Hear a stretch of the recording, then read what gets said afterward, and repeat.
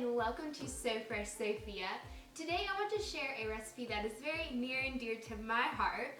We were in Italy a couple years ago, and as you know, in Italy people just start bringing out food to you to try. You don't know what it is, and so they brought out this soup to us, and we loved it so much that when we came back, my family and I decided to recreate it. And so today I want to share my Italian chickpea soup slash casserole.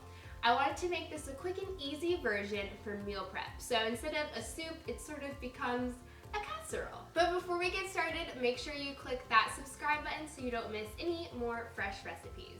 But without further ado, vamos a Italia. So the first thing we are gonna do is just heat some oil over medium-high heat. And next we are going to chop up 2 small yellow onions and 4 stalks of celery and 2 carrots.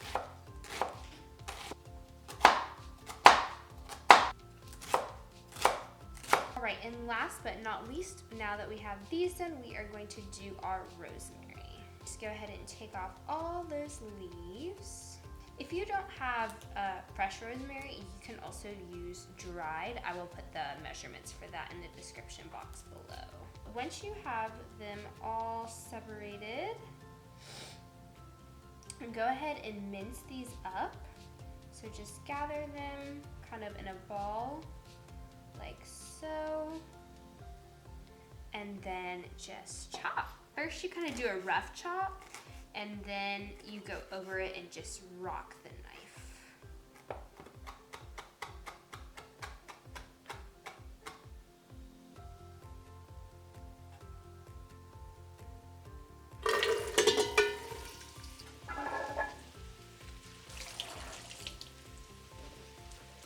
Alright, so next we're gonna add in 8 cups of veggie broth and 2 cans of the chickpeas. And then just let this simmer over medium heat for about 5 minutes. So then take your remaining 4 cups of water, and we're gonna add the remaining 1 can of chickpeas to that. And then we are going to puree this. I'm gonna use this immersion blender here, but if you have a blender or a food processor, just anything that will get it smooth. And then add that puree in your soup. So the last thing you're gonna do is add in some pasta. I'm just using this, I think it's called orticelli, but you can use any pasta you have on hand. So go ahead and add this in. And that is it. Once you add in the pasta, you're just gonna let this cook for about 10 minutes until the pasta is al dente. I would boil this just for a second and then just let it simmer for about 8 minutes, and the pasta should be done.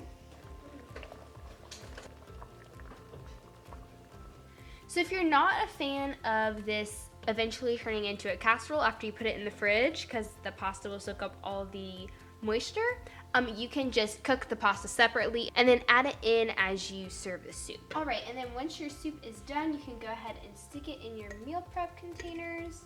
I find that these mason jars work best, but you can also use something like this. And then when you put it in here, it might be a little runny, but once you put it in the fridge, it will firm up. The pasta will soak up all the moisture, and it'll just be this nice casserole-y consistency. And that is it. Thank you so much for watching. I hope you enjoyed this recipe, and don't forget, squeeze the day.